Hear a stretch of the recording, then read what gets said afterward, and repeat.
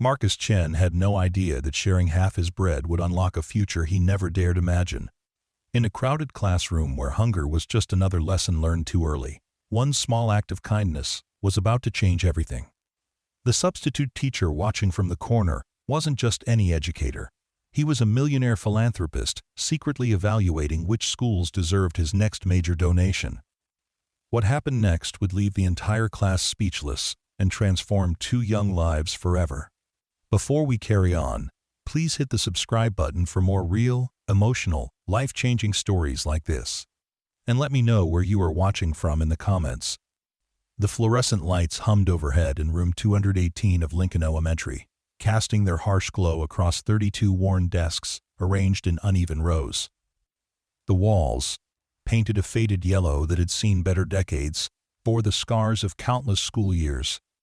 Crayon marks that industrial cleaning couldn't quite erase, tape residue from long-forgotten bulletin boards, and water stains that bloomed like abstract art near the ceiling. Mrs. Patterson's usual decorations, bright alphabet charts and multiplication tables, seemed to mock the reality of what this classroom truly represented. A holding ground for children whose families fought daily battles that their teachers could only guess at. Marcus Chen sat in the third row, his small frame hunched over a desk that had been carved and scratched by students who had long since moved on to high school, jobs, or struggles of their own. His dark hair fell across his forehead as he carefully unwrapped the single piece of bread his mother had packed for lunch, the same lunch he'd been eating for 3 weeks straight.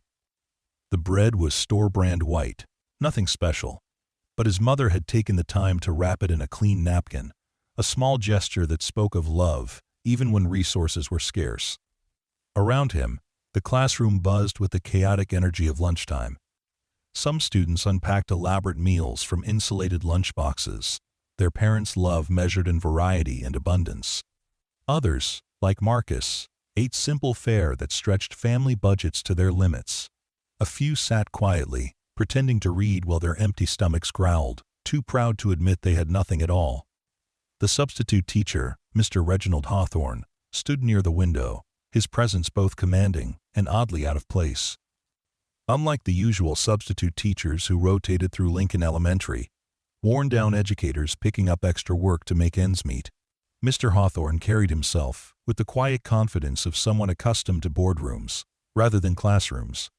His suit, while not flashy, was clearly expensive, the kind of tailored perfection that spoke of success, earned through years of strategic thinking and calculated risks. He had introduced himself simply that morning, explaining that Mrs. Patterson was out sick and he would be filling in for the day. What he hadn't mentioned was that he owned a chain of successful restaurants across 3 states, or that his personal fortune had grown to 8 figures through smart investments and an eye for opportunity. Most importantly, he hadn't revealed that he was there as part of a carefully orchestrated evaluation, a way to identify schools that could benefit most from his newly established education foundation. Hawthorne's eyes swept across the classroom, taking in details that most adults would miss. He noticed the way some children guarded their lunches, protecting them from hungry glances. He saw the patches on backpacks that had been mended rather than replaced, the shoes that were a size too small because growing feet couldn't wait for family budgets to catch up. These weren't just observations to him, they were data points in a larger equation he was trying to solve. His gaze settled on Marcus, not because the boy was particularly noticeable, but because of the careful way he was eating his bread. Each bite was deliberate, savored, as if he understood this single piece would need to sustain him until evening. There was no complaint in the boy's posture, no self-pity in his expression, just a quiet acceptance that spoke of maturity beyond his 11 years. 2 seats away, another boy was having a very different lunch experience. Danny Rodriguez sat with his head down, staring at an empty lunchbox as if willing food to appear through sheer determination. His thick dark hair hung like a curtain, hiding the tears that had been threatening to fall all morning. The lunchbox, a hand-me-down from his older sister, was decorated with cartoon characters that had been popular years ago, their bright colors now faded from countless washings. Danny's morning had started badly and gone downhill from there. His mother, Maria, worked 3 jobs to keep their small apartment, cleaning offices before dawn, working at a daycare during school hours, and stocking shelves at a grocery store until late at night. In the chaos of her 18-hour days, she had forgotten to pack his lunch, and he had been too embarrassed to mention it before rushing to catch the school bus. The empty lunchbox sat before him like an accusation, a visible reminder of everything his family couldn't provide. Around him, classmates chatted and laughed, their voices creating a soundtrack of normalcy that felt increasingly foreign. His stomach, already empty from a breakfast that had consisted of nothing more than tap water, cramped with hunger and anxiety. Marcus noticed Danny's distress with the kind of peripheral awareness that children develop when they grow up, understanding that paying attention to others' needs is just as important as attending to their own. He had seen the empty lunchbox, noticed the way Danny's shoulders shook slightly, and recognized the particular kind of sadness that comes from hunger mixed with shame. The decision formed in Marcus's mind without conscious thought, the same way kindness often does, born from empathy rather than calculation. He looked down at his piece of bread, mentally dividing it in half. His own hunger was real, a constant companion that had taught him to appreciate every bite. But Danny's need seemed greater. More than that, it was need that Marcus could actually address, a problem he could solve with nothing more than the willingness to share. The classroom noise provided perfect cover as Marcus carefully tore his bread in half, trying to make the pieces as equal as possible. The bread was soft, yielding easily to his small hands, and he was relieved that it didn't crumble too much. He wrapped one half back in the napkin, keeping it for himself, and held the other half in his palm, feeling its weight and warmth. Moving with the casual stealth that children master when they want to avoid adult attention, Marcus slipped from his desk and made his way over to Danny's seat. The other boy was still staring down at his empty lunchbox, lost in the particular misery of being hungry in a room full of people eating. "Hey," Marcus whispered, his voice barely audible above the classroom chatter. "I have extra." Danny looked up, his eyes red-rimmed and surprised. The lie was so smooth, so naturally delivered, that it almost sounded true. Marcus held out the half-piece of bread, wrapped in a clean portion of his napkin, as if it were the most natural thing in the world. "I can't," Danny whispered back, his voice thick with unshed tears. "I don't have anything to give you back." "You don't need to give me anything back," Marcus replied, his voice carrying the simple wisdom of someone who understood that kindness didn't require payment. "My mom always packs too much anyway." The second lie came as easily as the first, but it served a purpose beyond deception. It allowed Danny to accept the bread without feeling like charity, preserved his dignity while addressing his need. Marcus had learned this balance from his own mother, who had shown him that the how of giving was often more important than the what. Danny's fingers closed around the bread, and Marcus could see the relief flood his face. "Thanks," he whispered, his voice barely audible. Marcus nodded and returned to his seat, acting as if nothing significant had happened. He unwrapped his remaining half-piece of bread and began eating it slowly, making it last as long as possible. The bread tasted the same as always, but somehow felt more satisfying, as if sharing it had multiplied its value rather than diminished it. From his position near the window, Mr. Hawthorne had witnessed the entire exchange. His years in business had taught him to observe human behavior, to look for the tells and motivations that revealed character. What he had just seen was remarkable, not for its drama, but for its complete lack of it. The boy had identified a need and addressed it with no fanfare, no expectation of recognition or reward. Hawthorne found himself thinking about his own childhood, growing up in a wealthy suburb where acts of kindness were often performative, done with an audience in mind. School charity drives were competitions, volunteer work was resume padding, and even friendships seemed calculated for social advantage. Here, in this underfunded classroom, he had just witnessed something that his privileged background had rarely provided: genuine, uncomplicated human kindness. The businessman in him wanted to quantify what he had seen, to assign it a value that could be measured and replicated. But another part of him, a part that had been buried under years of profit margins and strategic planning, recognized that what made this moment special was precisely its unmeasurable quality. The boy hadn't acted from a place of abundance, hadn't given away something he didn't need. He had made a real sacrifice, chosen to go hungry, so that someone else wouldn't have to. As the lunch period continued, Hawthorne found himself watching Marcus more closely. The boy ate his remaining bread with the same careful attention as before, but there was something different in his posture, a quiet contentment that seemed to radiate from his simple act of sharing. He didn't look around for appreciation or acknowledgement, didn't seem to expect anything in return for his kindness. Danny, meanwhile, had come alive in a way that transformed his entire presence in the classroom. The bread had done more than fill his empty stomach. It had restored his ability to participate in the world around him. He joined in conversations with his neighbors, laughed at jokes, and even raised his hand to answer questions. The change was subtle but profound, a reminder of how basic needs, when unmet, could overshadow everything else. The afternoon wore on with the usual elementary school rhythm of lessons and activities. Hawthorne led the class through their scheduled curriculum, but his mind kept returning to the lunchtime scene. He had come to Lincoln Elementary as part of a systematic evaluation process, visiting schools across the district to identify the most deserving recipients for his foundation's resources.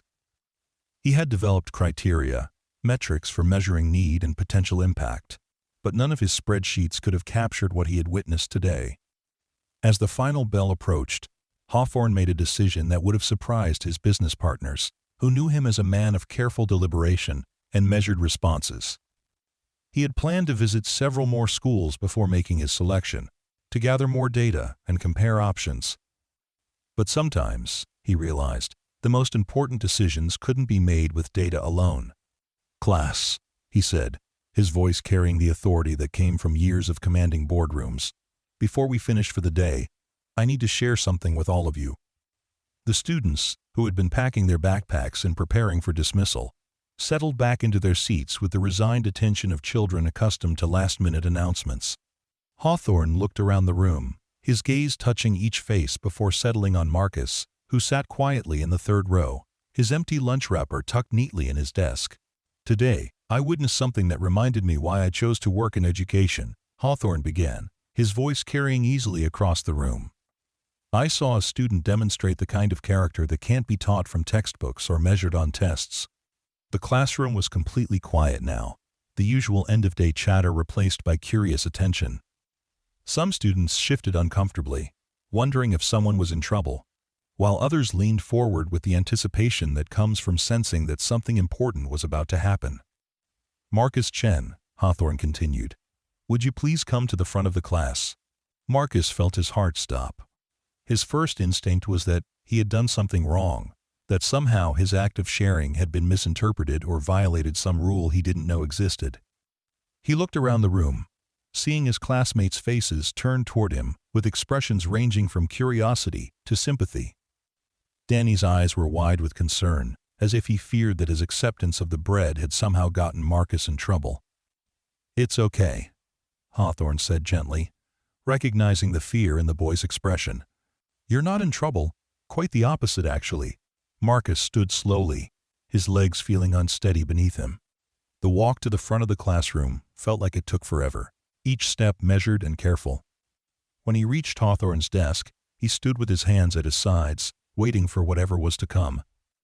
"Marcus," Hawthorne said, his voice carrying a warmth that surprised even him. "Today at lunch, you shared your food with a classmate who had none. You did this quietly, without fanfare, and without expecting anything in return.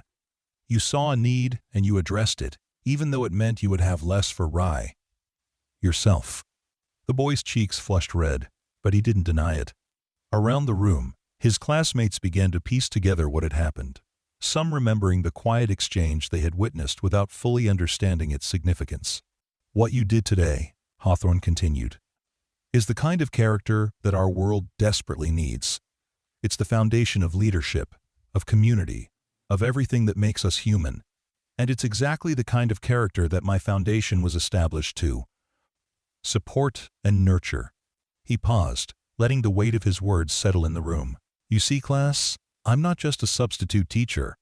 I'm also the founder of the Hawthorne Educational Foundation, and I came to your school today to identify students and programs that could benefit from our support." The revelation sent a ripple of whispers through the classroom.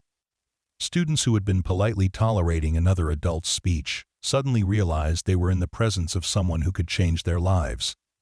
"Marcus," Hawthorne said, turning his full attention back to the boy who stood before him, "I would like to offer you a full scholarship to the private school of your choice, covering tuition, books, supplies, and even meals. This scholarship will follow you through high school and, if you maintain your grades and character, through college as well." The words hung in the air like a challenge to reality.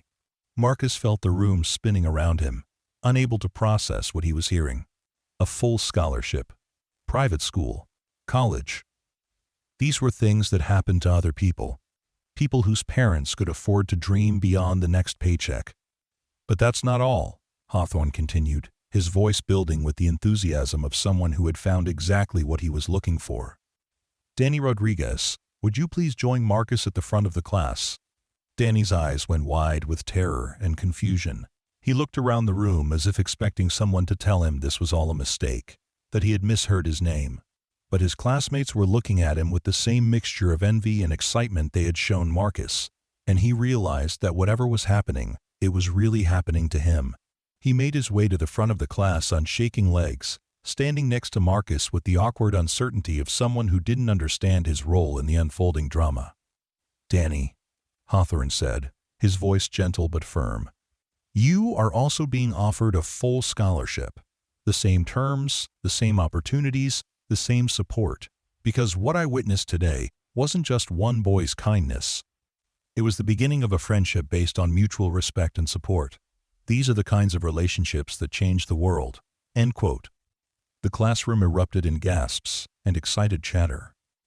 Some students cheered, others sat in stunned silence, and a few wiped away tears as they realized they were witnessing something that would become part of school legend. Danny swayed slightly, and Marcus instinctively reached out to steady him, a gesture that Hawthorne noted with satisfaction. "Finally," Hawthorne said, raising his voice to be heard over the classroom noise, "I'm announcing the establishment of the Marcus Chen Kindness Scholarship, which will be awarded annually to students who demonstrate exceptional character through their actions rather than their words. This scholarship will ensure that acts of kindness like the one I witnessed today are recognized and rewarded, creating a cycle of positive behavior that will benefit your entire community." End quote. The room fell silent again, the weight of what they had just heard settling over them like a blanket. Marcus looked at Danny, then at Hawthorne, then at his classmates, trying to understand how sharing half a piece of bread had led to this moment. The logical part of his mind insisted that this couldn't be real, that substitute teachers didn't show up with life-changing scholarships, that small acts of kindness didn't get rewarded with futures that had previously been unimaginable. "I know this is a lot to process," Hawthorne said, his voice returning to the gentle tone he had used earlier. "Marcus, Danny, you'll need to discuss this with your families. And there will be paperwork and meetings and all sorts of details to work out. But I want you to know that this offer is real, and it's yours, and it's happening because of who you are, not what you have. Not what you have." Marcus found his voice, though it came out as barely more than a whisper. "Why us? Why me?" Hawthorne smiled, and for the first time since entering the classroom that morning, he looked less like a businessman and more like a teacher. "Because you showed me something I had forgotten, Marcus. You showed me that kindness doesn't require wealth or power or special circumstances. It just requires the willingness to share what you have, even when what you have isn't tabara. Very much." He looked around the classroom, addressing all the students now. "Every one of you has the power to change someone's day, someone's life, just by paying attention to the people around you." Marcus didn't change Danny's life because he had extra food. He changed it because he noticed Danny's need and chose to act on it. The final bell rang, but no one moved. The usual chaos of dismissal was replaced by a stunned silence as students tried to process what they had just witnessed. Hawthorne began gathering his materials, but his movements were unhurried, as if he understood that the moment needed time to settle. "Marcus, Danny," he said, "I'll be in touch with your families tonight to discuss the details. For now, go home and share this news with the people who love you. And remember, this is just the beginning. The scholarships are wonderful, but they're not the most important thing that happened here today." End quote. What is? Marcus asked, his voice stronger now. You learn that kindness has power, Hawthorne replied. Real power. The power to change lives, to create opportunities, to build bridges between people who might otherwise never connect. That's a lesson worth more than any scholarship. As the students finally began to file out of the classroom, Marcus and Danny found themselves walking together toward the door. The hallway buzzed with excited chatter as word of what had happened began to spread through the school. Other students who had heard fragments of the story gathered around them, asking questions and offering congratulations. Did that really happen? Danny asked, his voice still shaky with disbelief. I think so, Marcus replied, though he felt equally uncertain. I mean, it must have, right? Everyone heard it. They walked in comfortable silence for a moment, both lost in their own thoughts. The future that had been offered to them was so far beyond their previous expectations that it felt like discussing a fantasy. But the reality of their friendship, born from a shared piece of bread and strengthened by shared amazement, felt absolutely real. Marcus, Danny said as they reached the school's main entrance, I'll never forget what you did today. Even if none of this other stuff had happened, I'll never forget that you shared your lunch with me. Marcus smiled, feeling a warmth in his chest that had nothing to do with the scholarship offer. That's what friends do, he said simply. As they parted ways at the bus stop, both boys carried with them the weight of possibility. The scholarships were wonderful, transformative even, but the real gift was the understanding that their actions mattered. That kindness was a currency with value beyond measurement, and that sometimes the smallest gestures could have the largest consequences. Hawthorne remained in the classroom long after the students had gone, sitting at Mrs. Patterson's desk and reflecting on the day's events. He had come to Lincoln Elementary with a business plan, a systematic approach to identifying the most deserving recipients for his foundation's resources. What he was leading with was something far more valuable, a reminder of why he had started the foundation in the first place. His phone buzzed with messages from his assistant, reminders about evening appointments and tomorrow's meetings. The business world was calling him back, demanding his attention and his time. But for now, he was content to sit in the quiet classroom, surrounded by the evidence of dedicated teachers and eager students, and contemplate the power of unexpected kindness. The story of what happened in room 218 that day would spread far beyond Lincoln Elementary. Local news stations would pick it up, social media would amplify it, and education journals would analyze it. But for Marcus and Danny, the most important part of the story was the part that happened before the cameras arrived, the quiet moment when one boy noticed another's need and chose to act on it. Years later, when both boys had graduated from prestigious universities and begun their own successful careers, they would return to Lincoln Elementary to establish their own scholarship programs. They would speak to classes of wide-eyed students about the power of kindness, about the importance of paying attention to others, and about the way small actions can create ripple effects that change the world. But on this particular afternoon, as they rode their respective buses home to share the incredible news with their families, they were just two 11-year-old boys who had learned that kindness was not just its own reward, but the foundation for every good thing that would follow. The bread had been shared, the hunger had been satisfied, and the future had been transformed by the simple recognition that everyone deserves to be seen, to be valued, and to be cared for. The fluorescent lights in room 218 continued to hum overhead, casting their harsh glow across empty desks and abandoned worksheets. But something had changed in that space, something that would outlast the physical evidence of the day's lessons. A story had been born, a story about the power of noticing, the courage of sharing, and the surprising ways that kindness can transform not just individual lives, but entire communities. As Hawthorne finally gathered his materials and prepared to leave, he took one last look around the classroom. Tomorrow, Mrs. Patterson would return, and the normal rhythm of elementary school would resume. But the students would carry with them the memory of what they had witnessed, the understanding that their actions mattered, and the knowledge that kindness was not just a nice idea, but a practical tool for changing the world. The substitute teacher walked out of Lincoln Elementary with a sense of accomplishment that had nothing to do with completed lesson plans or managed classrooms. He had come looking for students to support, and he had found them. More importantly, he had been reminded of the qualities that made support worthwhile. The quiet courage of sharing when you have little, the simple wisdom of noticing when others are in need, and the transformative power of kindness offered without expectation of return. Marcus Chen and Danny Rodriguez would go on to achieve great things, their scholarships opening doors that had previously been locked tight. But their greatest achievement would always be the friendship that began with half a piece of bread, and the understanding that caring for others was not a burden to be carried, but a gift to be shared. The story of Room 218 would be told and retold, inspiring other acts of kindness, other moments of recognition, and other transformations that began with someone simply paying attention to the needs of others. It would remind educators about the importance of seeing beyond test scores and grade reports to the character that students demonstrate in their daily interactions. It would encourage students to understand that their actions, no matter how small, had the power to change lives.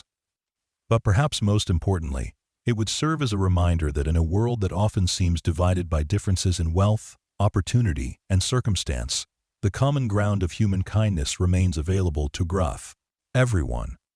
The ability to notice, to care, and to act on that caring is not dependent on having resources to spare, but on having the wisdom to recognize that sharing what we have, even when it isn't much, can create abundance for everyone. The bread was gone, consumed and transformed into energy and hope. The lunch period was over, replaced by afternoon lessons and evening homework. But the kindness that had been shared in those few minutes would continue to nourish and sustain, creating a legacy that would outlast any individual scholarship or award. In the end, the most surprising announcement wasn't the one that Mr. Hawthorne made to the class, but the one that Marcus made to himself when he chose to tear his bread in half. That he was the kind of person who would share what he had, that he was someone who noticed when others were in need, and that he was willing to act on that notice, even when it cost him something. That announcement, made in the quiet of his own heart, was the one that changed everything. The scholarships, the recognition, the future opportunities were all wonderful, but they were consequences of that first, fundamental decision to be kind. And in making that decision, Marcus had announced to the world exactly who he was and who he intended to become. The story that began with a boy sharing bread with a crying classmate would continue long after the substitute teacher had returned to his business meetings and the students had moved on to high school and college. It would live on in the Marcus Chen Kindness Scholarship, in the friendship between two boys who understood the power of caring for others, and in the countless small acts of kindness that would be inspired by their example. Because that's what kindness does. It multiplies, it spreads, it creates more of itself wherever it goes. One piece of bread, shared between friends, had become the foundation for a lifetime of abundance. And in the end, that was the most surprising announcement of all, that kindness, freely given and gratefully received, had the power to transform not just individual lives, but the entire world around them. The news of what happened at Lincoln Elementary spread through the neighborhood like wildfire. By evening, Marcus's mother, Li Wei, had received 3 phone calls from neighbors who had heard the story from their own children. She sat at their small kitchen table, still wearing her uniform from the diner where she worked double shifts, trying to process what her son was telling her. "A scholarship, Marcus? Are you certain this isn't some kind of mistake?" Li Wei's English carried the careful precision of someone who had learned the language as an adult, each word chosen with deliberate care. She had immigrated to America when Marcus was 3, carrying nothing but hope and determination to build a better life for her son. Marcus nodded earnestly, his hands animated as he recounted the day's events. "Mom, he said his name was Mr. Hawthorne, and he has a foundation. He's going to call you tonight to explain everything." Li Wei studied her son's face, searching for signs of embellishment or misunderstanding. But Marcus had always been a truthful child, perhaps too truthful for his own good. "What exactly did you do to earn this scholarship?" Marcus shifted uncomfortably in his chair. "I just shared my lunch with Danny. He was crying because his lunchbox was empty, and I had bread, so I gave him half."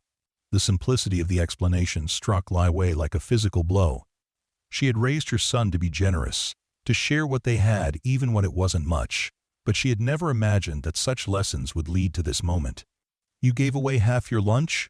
"I wasn't that hungry," Marcus lied, the same gentle deception he had used with Danny. In truth, he had gone to bed hungry most nights this week, but he had learned not to mention this to his mother, who already carried enough worry about their circumstances. Li Wei reached across the table and took her son's hands in hers. They were small hands, still soft with childhood, but she could feel the strength in them, the same strength that had compelled him to share his bread with a classmate in need. "Marcus, you understand that if this is real, if this scholarship truly exists, it will change everything for us?" "I know, Mom. But Mr. Hawthorne said we needed to discuss it as a family first." The phone rang before Li Wei could respond, its shrill tone cutting through the quiet of their small apartment. She hesitated before answering, as if the call might somehow make the day's events too real to handle. "Mrs. Chen? This is Reginald Hawthorne. I believe your son has told you about today's events at Lincoln Elementary." The voice on the other end was warm but businesslike, carrying the confidence of someone accustomed to making important calls. Li Wei found herself straightening in her chair, responding to the authority in his tone even though he couldn't see her. "Yes, Mr. Hawthorne. Marcus has told me about the scholarship offer, but I must admit, it seems too good to be true." "I understand your skepticism, Mrs. Chen. In fact, I appreciate it. It shows that you're thinking carefully about your son's future. Would it be possible for us to meet tomorrow evening? I'd like to explain the details of the scholarship program and answer any questions you might have." End quote. Li Wei glanced at Marcus, who was listening intently to her side of the conversation. "I work until 9 most evenings, but I could arrange to meet you after that." "Actually, Mrs. Chen, I'd prefer to meet earlier if possible. Would 4 o'clock work? I could come to your apartment, or we could meet at the school, whichever you prefer." The offer to meet at their apartment made Li Wei's stomach tighten with anxiety. Their home was clean but sparse, furnished with second-hand pieces that had been carefully maintained but could never hide their origins. "The school would be better, I think." "Perfect. I'll see you at Lincoln Elementary at 4 o'clock tomorrow. And Mrs. Chen? Your son did something remarkable today. I hope you're as proud of him as I am." After she hung up, Li Wei sat in silence for several minutes, staring at the phone as if it might ring again, and reveal that the entire conversation had been an elaborate prank. But Marcus was watching her with such hope in his eyes that she couldn't bring herself to voice her doubts. "He's really coming to meet with us tomorrow," she said finally. "Does that mean you believe it now?" Li Wei smiled, the first genuine smile she had managed since arriving home from work. "I'm beginning to think that maybe, just maybe, something wonderful has happened to us." Meanwhile, across town, in a neighborhood where the houses were larger and the lawns were carefully maintained, Danny Rodriguez was having a similar conversation with his mother, though the dynamics were quite different. Maria Rodriguez had finally arrived home from her 3rd job of the day, exhausted but relieved to have made it through another shift without incident. "Mijo, slow down," she said in Spanish, switching to English, as she always did when she wanted to make sure she understood every nuance of what her son was telling her. "A scholarship? From a substitute teacher?" Danny nodded vigorously, his words tumbling over each other in his excitement. "And not just any scholarship, Mama. A full scholarship to private school, and then college, too. And it's because Marcus shared his lunch with me." Maria felt her knees weaken. She had been standing since 5 that morning, moving from job to job with barely enough time to eat, let alone rest. The idea that her son might have a chance at the kind of education she had always dreamed of for him seemed impossible. "Danny, are you sure you understood correctly? These things don't happen to families like ours." "But they do, Mama. They happen to us." The phone rang, and Maria answered it with the same mixture of hope and fear that Li Wei had experienced. The conversation with Hawthorne was brief but reassuring, and when she hung up, she found herself crying tears she hadn't realized she was holding back. "Mama, why are you crying? This is good news, right?" Maria pulled her son into a fierce hug, holding him tight against her chest. "These are happy tears, mijo. Sometimes when something wonderful happens, we cry because we're so grateful." Danny hugged her back, breathing in the familiar scent of his mother's perfume, mixed with the industrial cleaner she used at her evening job. Does this mean I can really go to private school? We'll find out tomorrow, baby. We'll find out tomorrow. The next day at Lincoln Elementary passed in a blur of whispered conversations and sideways glances. Word of the scholarships had spread throughout the school, and Marcus and Danny found themselves at the center of attention they had never experienced before. Some classmates looked at them with envy, others with admiration, and a few with the kind of suspicion that comes from disbelief. Mrs. Patterson, having returned from her sick day, had been briefed on the previous day's events by the principal. She watched Marcus and Danny with new eyes, trying to reconcile the quiet students she had known all year with the recipients of such extraordinary good fortune. "Marcus," she said during recess, "I understand you shared your lunch with Danny yesterday." Marcus nodded, uncomfortable with the attention, but unwilling to deny what had happened. "That was very kind of you. But I want you to know that if you're ever hungry at school, you can always come to me. We have programs that can help." The offer was made with genuine care, but it highlighted the reality that Marcus's family had been struggling more than most people realized. "Thank you, Mrs. Patterson, but my mom packs me lunch every day." "I know she does, sweetie, but sometimes even the most loving parents need a little help." The conversation stayed with Marcus throughout the day, adding another layer of complexity to his feelings about the scholarship. If accepting help from the school lunch program felt like charity, what did accepting a full scholarship from a stranger feel like? At 4 o'clock, both families gathered in the school's main office, a space that had never seen a meeting quite like this one. Principal Williams, a woman who had dedicated her career to serving underprivileged communities, sat behind her desk with an expression of barely contained excitement. She had spent the morning making phone calls to verify Hawthorne's credentials and had been amazed by what she discovered. Hawthorne arrived precisely on time, carrying a leather briefcase that spoke of serious business. He was accompanied by a woman in her 30s who introduced herself as Sarah Mitchell, the director of the Hawthorne Educational Foundation. "Mrs. Chen, Mrs. Rodriguez," Hawthorne said, shaking hands with both mothers. "Thank you for taking the time to meet with us. I know this must all seem very sudden." Li Wei and Maria exchanged glances, both women recognizing in each other the careful wariness of parents who had learned that good things often came with hidden costs. "Mr. Hawthorne," Li Wei said, her voice formal but not unfriendly, "I must ask you to explain exactly what this scholarship entails. My son is very important to me, and I need to understand what expectations come with your generosity." Hawthorne smiled, appreciating her directness. "Of course. Sarah, would you like to explain the details?" Sarah Mitchell opened a folder and spread several documents across the principal's desk. "The scholarship covers full tuition, fees, books, supplies, and meals at any accredited private school within a 50-mile radius. Additionally, it includes provisions for tutoring if needed, extracurricular activities, and college preparation services." She paused, allowing the magnitude of the offer to sink in. "The only requirements are that the students maintain a B average and demonstrate continued character development through community service." "And the cost?" Maria asked, her voice barely above a whisper.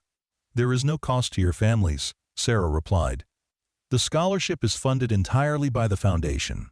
In fact, we'll also provide a small stipend to help cover any additional expenses, such as transportation or uniforms."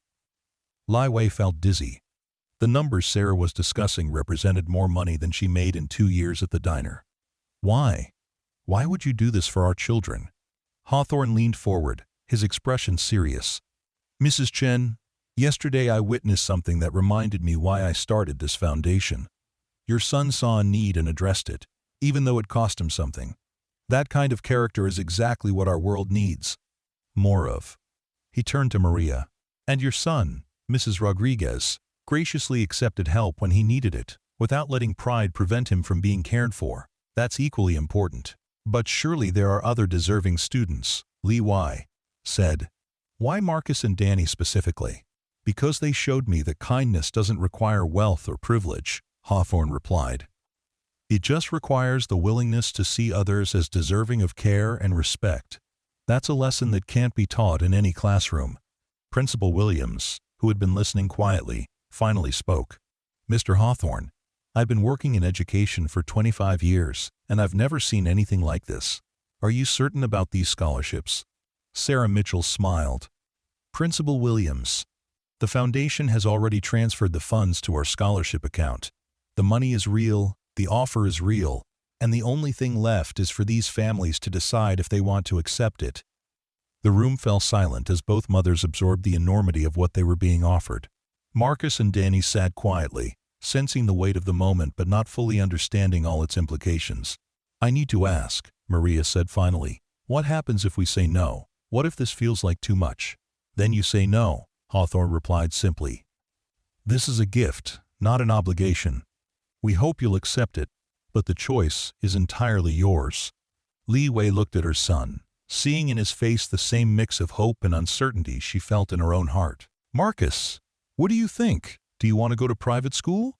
Marcus considered the question carefully. I like my school, Mom.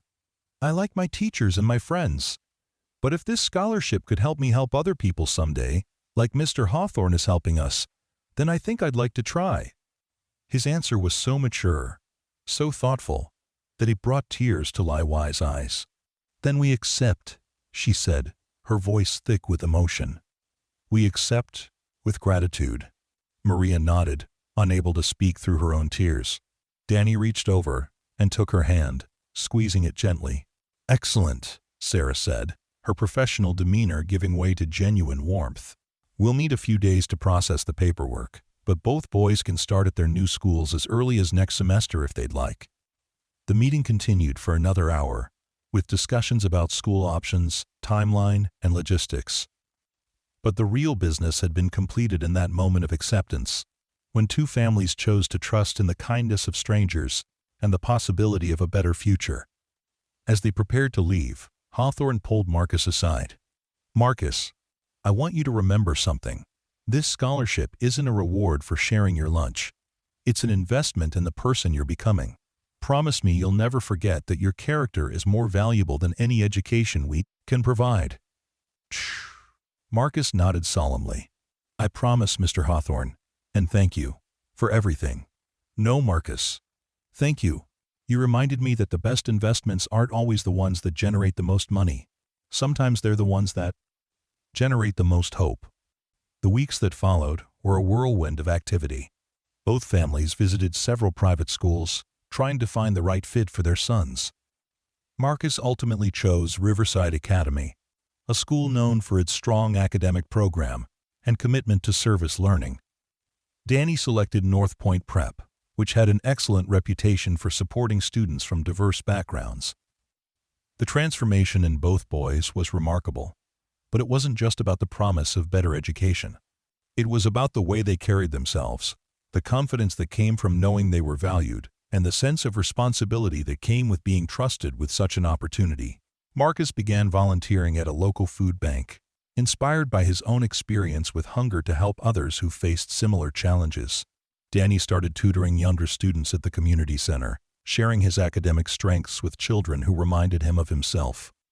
The Marcus Chen Kindness Scholarship was officially launched 3 months later, with a ceremony at Lincoln Elementary that drew local media attention.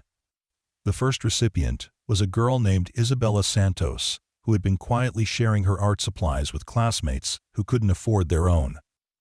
During the ceremony, Marcus was asked to speak about his experience. He stood at the podium, looking out at the assembled crowd of students, teachers, and families, and spoke from his heart. I didn't share my bread with Danny because I thought it would get me a scholarship, he said, his voice clear and strong. I shared it because he was hungry, and I had food. That's what people do for each other, or at least, that's what they should do. He paused, looking directly at his classmates. Mr. Hawthorne taught me that kindness has power, but I think it's more than that. I think kindness is what makes us human. When we take care of each other, we become the best versions of ourselves. The applause that followed was enthusiastic, but Marcus barely heard it. He was thinking about Danny, who was sitting in the front row with his mother, both of them smiling with the kind of joy that comes from dreams becoming reality. After the ceremony, as the crowd dispersed and the media packed up their equipment, Marcus and Danny found themselves alone in the school hallway where their friendship had begun. Do you ever think about what would have happened if you hadn't shared your bread that day? Danny asked. Marcus considered the question. I think we would have been friends anyway. Maybe it would have taken longer, but we would have found each other. But the scholarships? The scholarships are wonderful, Marcus replied. But they're not the most important thing that happened. The most important thing is that we learned we could count on each other. Danny nodded, understanding completely. And now other kids will learn the same thing, because of the scholarship program. That's the real power of kindness, Marcus said, echoing words he had heard from Hawthorne. It doesn't just help the person you're kind to. It creates a chain reaction that helps everyone. As the boys walked out of Lincoln Elementary together, they carried with them not just the promise of bright futures, but the knowledge that they had the power to create those futures for others as well.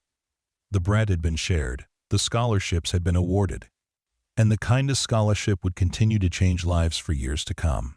But perhaps most importantly, two boys had learned that the most valuable currency in the world wasn't money or status or privilege. It was the simple willingness to see others as worthy of care and the courage to act on that recognition, even when it cost them something. The story that had begun with hunger and tears had become something larger than either boy could have imagined. It had become a testament to the power of human connection, the importance of character, and the way that small acts of kindness could create ripple effects that changed not just individual lives, but entire communities. And in the end, that was the most surprising announcement of all. That two 11-year-old boys from struggling families had become teachers themselves, showing the world that wisdom and generosity weren't limited by age or circumstance, but were available to anyone willing to open their hearts to the needs of others. 2 years later, the impact of that moment in room 218 had grown beyond anything anyone could have predicted. Marcus and Darshana, Danny, now thriving in their respective schools, had maintained their friendship despite attending different institutions. Every Saturday, they met at the community center where they both volunteered, creating a tradition that had become as reliable as sunrise. The community center itself had been transformed by their presence. What had once been a struggling facility with limited resources now bustled with activity, thanks in large part to the attention their story had brought to the neighborhood.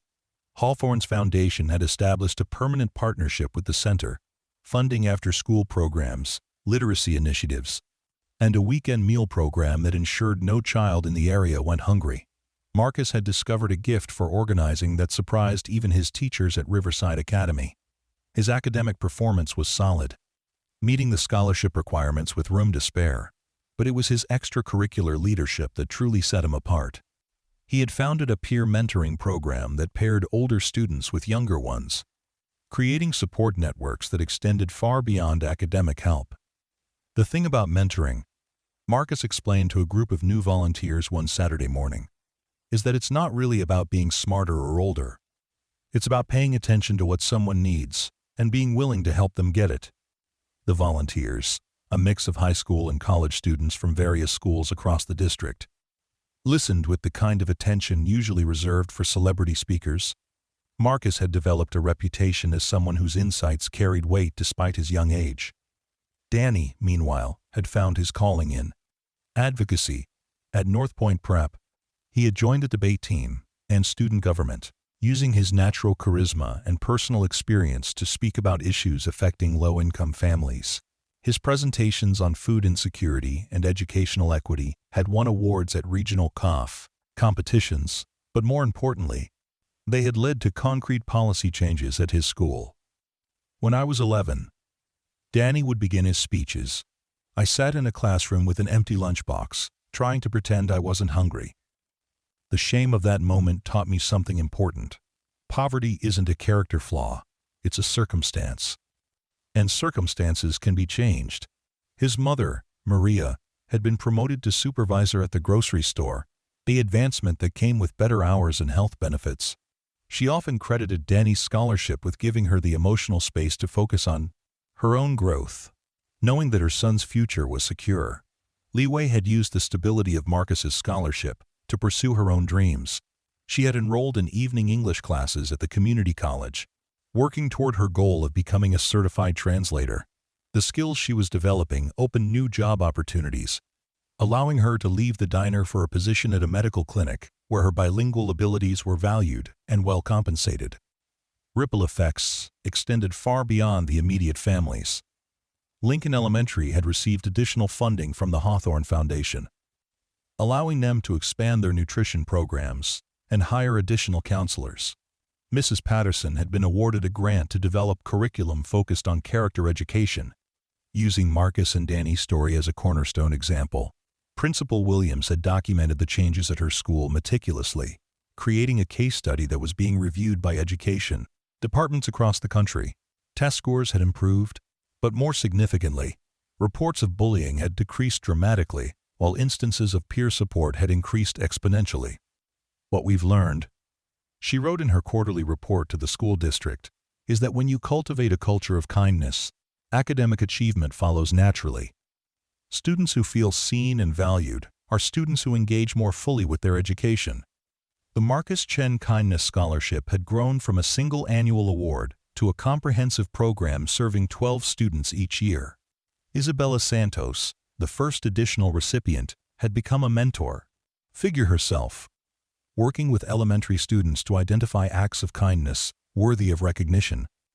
Isabella's own story had captured public attention when it was discovered that she had been sharing not just art supplies, but her own lunch money, going without food so that classmates could afford basic school materials. Her sacrifice had gone unnoticed by adults until a teacher observed her carefully dividing her few dollars between several grateful students.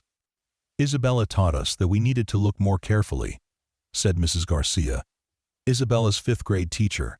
These children are taking care of each other in ways we never realized, making sacrifices that would humble most adults.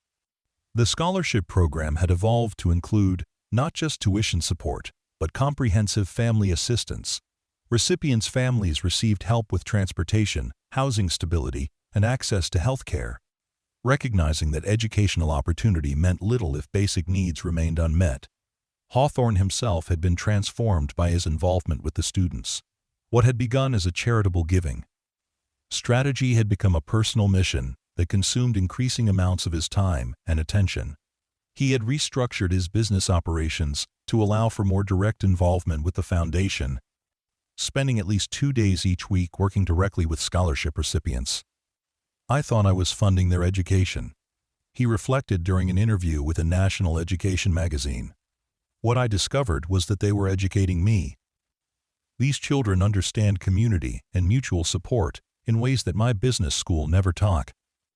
He had begun incorporating lessons learned from the scholarship students into his business practices, implementing profit-sharing programs for his restaurant employees and establishing child care services at his corporate headquarters. The changes had improved both worker satisfaction and business performance, proving that kindness was not just morally right, but economically sound. The media attention surrounding the program had attracted other wealthy donors, creating a movement that Hawthorne had never intended to lead. The Kindness Initiative, as it came to be known, now operated in 6 states, with plans for national expansion. But for Marcus and Danny, the most meaningful changes were the ones they witnessed in their daily lives. At the community center, they saw children who arrived hungry leave satisfied. They watched teenagers who had been heading toward dropout find motivation in mentorship. They observed families who had been isolated connect with resources and support networks. "Remember when we thought the scholarship was the big deal?" Danny asked one afternoon as they walked home from the center. Marcus laughed, adjusting his backpack full of tutoring materials. "Now I think the scholarship was just the beginning. The real work is what we do with it." Do you ever wonder what Mr. Hawthorne saw in that classroom that day? I mean, other kids share food all the time. Marcus considered the question as they paused at the intersection where their paths home diverged. I think he saw what we were willing to give up for each other. Not just the bread, but the pretending. You could have pretended you weren't hungry, and I could have pretended I didn't notice. So you think it was about honesty? I think it was about courage. The courage to be vulnerable, and the courage to respond to vulnerability. Danny nodded slowly. And now we're teaching other kids that same courage. Not teaching it, Marcus corrected, modeling it. There's a difference. The distinction was important to both boys, who who had learned through their experiences that authentic leadership came from example rather than instruction. At their respective schools, they were known not for lecturing about kindness, but for consistently demonstrating it. Marcus had gained recognition for his habit of studying with classmates who struggled academically, never making them feel like charity cases, but framing the sessions as mutual learning opportunities. His teachers noted that his own grades had improved as he helped others, a phenomenon that reinforced his belief in the reciprocal nature of generosity. Danny had become famous at North Point Prep for his inclusive approach to student government. Rather than running on popularity, he had built his campaign around the idea that every student's voice mattered, particularly those who traditionally felt unheard. His initiatives had led to the establishment of anonymous suggestion systems and regular forums canal, where students could raise concerns without fear of social repercussions. The boys' friendship had deepened through their shared commitment to service. But it had also evolved to include healthy competition. They challenged each other to find new ways to make a difference, comparing not the recognition they received, but the impact they achieved. "I've been thinking about starting a podcast," Danny mentioned during one of their Saturday walks. "Something about student advocacy and social justice." "That's brilliant," Marcus replied enthusiastically. "You could interview scholarship recipients from other programs, share different perspectives. Would you want to co-host? We could call it Lunch Table Conversations or something like that." Marcus grinned. "Playing off our origin story? Why not? It's a good story." The podcast idea would eventually become reality, launching 6 months later with an episode featuring Hawthorne himself as the first guest. The show gained a following among educators and students interested in peer advocacy, providing a platform for young voices that might otherwise go unheard. But success brought new challenges. Both boys had to navigate the pressure of being seen as representatives of their communities, expected to have wisdom beyond their years, and solutions for problems that had challenged adults for generations. "Sometimes, I feel like people expect me to be perfect," Marcus confided to Danny during a particularly difficult week when he had struggled with a challenging math test while simultaneously preparing for a major presentation at the community center. "You don't have to be perfect," Danny reminded him. "You just have to be genuine. That's what got us here in the first place." The reminder was timely. Marcus had been so focused on living up to the expectations created by his reputation that he had begun to lose sight of the simple motivation that had driven him to share his bread in the sala. First place. The recognition that someone needed help and he had something to offer. He refocused his efforts on smaller, less visible acts of kindness, the kind that wouldn't generate praise or recognition, but would make individual lives a little easier. He started leaving encouraging notes in library books, helping younger students tie their shoes without being asked, and checking in on classmates who seemed withdrawn or upset. Danny, meanwhile, had been struggling with the weight of speaking for others, feeling the pressure to represent not just his own experiences, but those of every student who had faced similar challenges. The breakthrough came when he realized that authenticity meant acknowledging the limits of his own perspective, rather than trying to be a universal voice. "I can tell my story," he said during a speech to education policymakers, "but I can't tell everyone's story. What I can do is create space for others to tell their own stories, and then listen carefully enough to learn from them." The approach resonated with his audience and provided a template for sustainable advocacy that didn't require him to carry burdens beyond his capacity. As their third year in their respective schools began, both boys had settled into a rhythm that balanced academic excellence with community service and personal growth. They had learned to manage the attention their story attracted while staying grounded in the values that had earned that attention in the first place. The Marcus Chen Kindness Scholarship had become a model program studied by educators and policymakers around the world. Research had shown that recipients not only achieved academic success at higher rates than traditional scholarship students, but also demonstrated increased civic engagement and leadership skills throughout their educational careers. More importantly, the program had proven that character-based selection criteria could identify students who would maximize not just their own potential, but the potential of their entire communities. Recipients consistently became leaders, mentors, and advocates, creating positive change that extended far beyond their individual achievements. Hawthorne had begun working with university admissions departments to incorporate similar character assessments into their scholarship programs, arguing that traditional metrics of academic achievement missed crucial indicators of future success and contribution. We're not just funding education, he explained to a conference of higher education administrators. We're investing in the kind of people who will solve the problems our society faces. Academic ability is important, but character is transformative. The philosophy had gained traction among progressive educators, but it had also faced criticism from those who argued that character was too subjective to measure fairly. The debate had sparked important conversations about the purpose of education and the metrics by which success should be measured. For Marcus and Danny, these larger conversations were interesting but secondary to the immediate work of living up to their own potential. They had learned that being scholarship recipients came with both opportunities and responsibilities, and they had embraced both with the maturity that had earned them recognition in the first place. As they prepared for high school graduation and college applications, both boys reflected on how much their lives had changed since that day in room 218. The external transformations were obvious: the better schools, expanded opportunities, financial security for their families, but the internal changes were more profound. They had learned that their actions mattered in ways they hadn't previously understood. They had discovered that leadership was not about having all the answers, but about being willing to ask the right questions.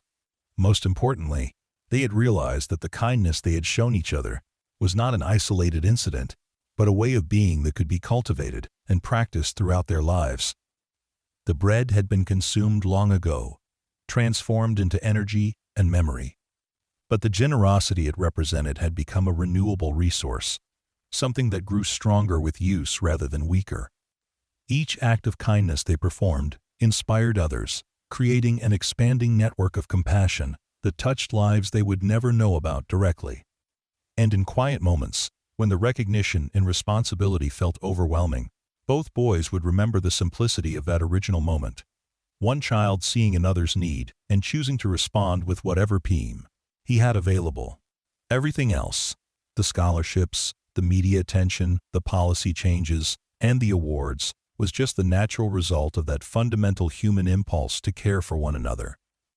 The story that had begun with tears and hunger had become something larger than either boy could have imagined, but its heart remained beautifully simple.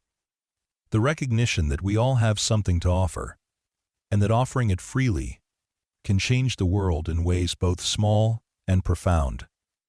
4 years had passed since the scholarship announcement, and both Marcus and Danny were now seniors preparing for college. The transformation in their lives had been so complete that sometimes they had to consciously remember the children they had been before that pivotal day in room 218. Yet despite all the changes, they maintained a ritual that connected them to their origins. Every month, they returned to Lincoln Elementary to have lunch with current students, sitting in the same cafeteria where their friendship had been forged. During one such visit, Marcus found himself sitting across from a shy third grader named Aiden, whose worn clothes and careful way of eating reminded him powerfully of himself at that age. The boy was methodically consuming a peanut butter sandwich, making each bite last as long as possible. "That looks like a good sandwich," Marcus commented casually. Aiden nodded solidly. "My mom makes the best peanut butter sandwiches. She puts just the right amount of jelly." Marcus smiled, recognizing the pride mixed with defensiveness in the boy's voice. "I bet she does. My mom used to pack me bread for lunch when I went here. Just plain bread, but she always wrapped it so carefully." "Just bread?" Aiden looked surprised, then thoughtful. "That doesn't sound like very much." "It wasn't," Marcus agreed. "But it was made with love, and that made it enough. Sometimes enough is all we need to get through the day." The conversation continued, touching on school, friends, and dreams. Aiden mentioned that he wanted to be a veterinarian when he grew up, a goal that seemed impossibly distant given his family's circumstances. Marcus listened carefully, remembering his own childhood dreams that had felt equally unreachable. "You know," Marcus said, as their time together drew to a close, "I used to think that dreams were just things rich kids got to have. But I learned something important. Dreams don't cost money to dream. The hard part is figuring out how to make them real. How do you make them real? Aiden asked with the directness that only children possess. You start by taking care of the people around you, Marcus replied. When you help others, you learn things about yourself, and when you know who you are, you can figure out who you want to become. After the visit, Marcus found himself thinking about the cyclical nature of influence. Here he was, returning to the place where he had learned about kindness, trying to pass on lessons that were still evolving in his own understanding. The responsibility felt both overwhelming and natural. Danny, meanwhile, had been grappling with his own version of this responsibility. As graduation approached, he faced choices that would have been unimaginable 4 years earlier. He had been accepted to several prestigious universities, each offering opportunities that his younger self could never have dreamed of pursuing. Harvard had offered him a spot in their pre-law program, recognizing his advocacy work and debate achievements. Stanford wanted him for their public policy track, drawn by his innovative approaches to student government. Yale had extended an invitation to join their ethics and social justice concentration, inspired by his podcast and community organizing efforts. The choices were dizzying, but they also highlighted how far he had traveled from the boy with an empty lunchbox. Sometimes, in quiet moments, he felt a kind of survivor's guilt, wondering why he had been chosen for transformation, while so many others remained trapped in circumstances beyond their control. Do you ever feel like we won the lottery? He asked Marcus during one of their Saturday walks through the neighborhood where they had grown up. Marcus considered the question carefully. They were walking past the apartment complex where Danny's family still lived, though in a much nicer unit thanks to his mother's improved employment situation. The building looked the same from the outside, but both boys knew that the lives within had been quietly transformed by the ripple effects of their story. Sometimes, Marcus admitted, but then I think about all the work we've done since then, and I wonder if maybe we earned some of this. But what about all the other kids who work just as hard and never get noticed? It was a question that had haunted both boys as they gained greater understanding of systemic inequality and the role that chance had played in their own advancement. The more they learned about social justice, the more complicated their feelings about their own good fortune became. I think that's why we have to keep doing the work, Marcus said finally. Not just for ourselves, but for all the kids who haven't been noticed yet. Danny nodded, understanding the weight of representation that came with their positions. They had become symbols of possibility for their community, but symbols could be burdens as well as inspirations. The conversation was interrupted by a familiar voice calling their names. They turned to see Mrs. Rodriguez, Danny's mother, approaching with a broad smile and a bag of groceries. "Mijo," she said, embracing Danny warmly before turning to Marcus. "And, Marcus, my second son, how are your college preparations going?" The question sparked a conversation about their various acceptances and the difficult decisions they faced. Mrs. Rodriguez listened with the fierce pride of a mother who had watched her child's dreams expand beyond anything she had dared to hope for. "Whatever you choose," she said finally, "remember that you carry our community with you, not as a burden, but as a source of strength." Her words stayed with both boys as they continued their walk. They had been so focused on the individual nature of their choices that they had sometimes lost sight of the collective investment in their success. The scholarships hadn't just changed their lives, they had become symbols of hope for an entire community. This realization influenced their final decisions about college. Danny chose Yale, drawn by their emphasis on using education for social impact. Marcus selected Stanford, excited by their programs in organizational leadership and community development. Both choices reflected their growing understanding that their education was not just about personal advancement, but about developing the skills needed to create change for others. The announcement of their college choices was met with celebration throughout their community. The local newspaper ran a feature story about their journey, and the community center organized a send-off celebration that drew hundreds of people who had been touched by their story in various ways. At the celebration, Hawthorne spoke about the unexpected ways that his original investment had multiplied. "When I wrote that first scholarship check," he said, "I thought I was funding 2 educations. What I discovered was that I was investing in two leaders who would educate countless others. The Hawthorne Foundation had expanded dramatically, now operating programs in 12 states and serving over 300 scholarship recipients annually. But Hawthorne insisted that Marcus and Danny remained the program's heart, embodying the principles that guided all their work. They taught us that character can't be manufactured or purchased, he continued. It emerges from how we treat each other in moments when no one is watching, when there's no reward except the knowledge that we've helped someone who needed help. The celebration also marked the announcement of a new initiative, the Chen Rodriguez Fellowship, a program that would bring college-bound scholarship recipients back to their communities each summer to work on local BIA projects. The fellowship recognized that brain drain was a real concern for underserved communities, and it aimed to maintain connections between successful graduates and the places that had shaped them. Marcus and Danny would be the inaugural fellows, spending their first college summer developing a comprehensive mentoring program that could be replicated in other communities. The project excited them because it represented a way to give back while continuing to learn. As their final semester of high school wound down, both boys found themselves reflecting on the journey that had brought them to this point. The external changes were obvious and dramatic, but the internal transformations were more subtle and perhaps more important. They had learned that kindness was not a single act, but a way of being in the world. They had discovered that leadership was not about having power over others, but about empowering others to find their own strength. Most importantly, they had come to understand that success was not a destination, but a continuous process of growth and contribution. The bread that Marcus had shared 4 years earlier had been consumed in minutes, but its impact continued to nourish in ways that defied measurement. Every scholarship recipient who went on to help others, every policy change inspired by their advocacy, every child who learned that kindness was powerful, represented another way that simple generosity had been being transformed into lasting change.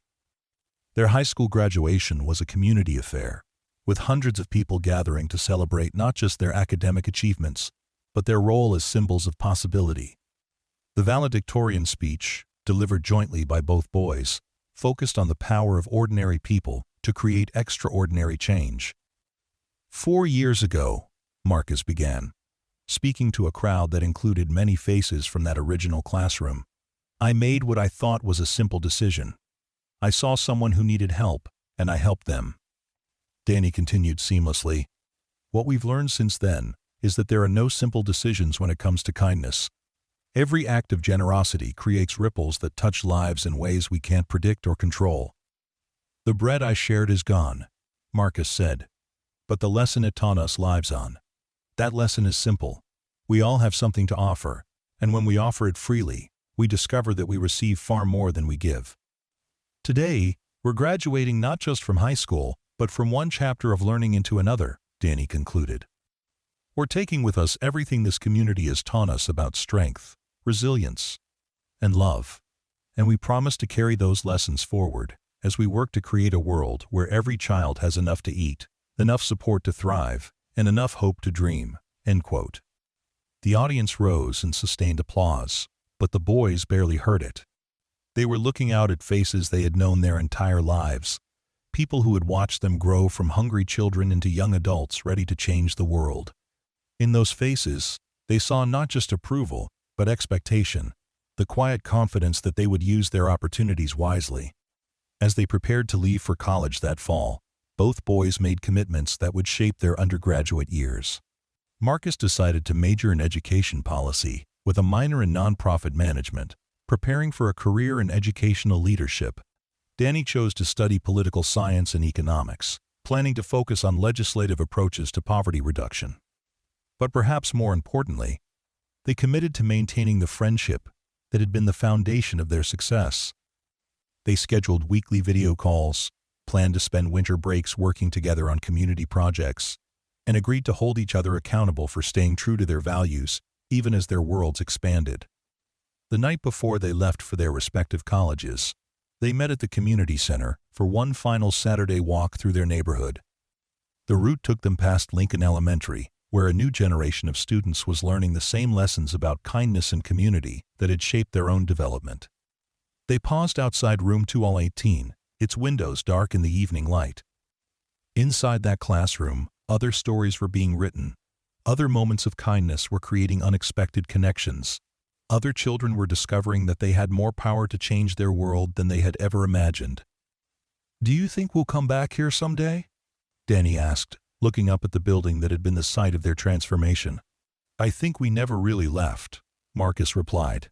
"This place, these people, this story, they're part of who we are now. Distance won't change that." As they walked home for the last time as high school students, both boys carried with them the weight of expectation and the lightness of possibility. They had learned that the future was not something that happened to them, but something they actively created through their choices and actions. The bread had been shared, the scholarships had been earned, the community had been strengthened, and the cycle of generosity had been established. Now, it was time for the next chapter, one that would test everything they had learned about leadership, service, and the transformative power of caring for others. Behind them, Lincoln Elementary stood as a monument to the possibility of change, its halls echoing with the voices of children who were learning that they too had the power to reshape their world through simple acts of kindness. The story that had begun with hunger and tears continued to unfold, written now by new hands, but guided by the same fundamental truth: that when we see others' needs and respond with whatever we have to offer, we create possibilities that extend far beyond our ability to imagine.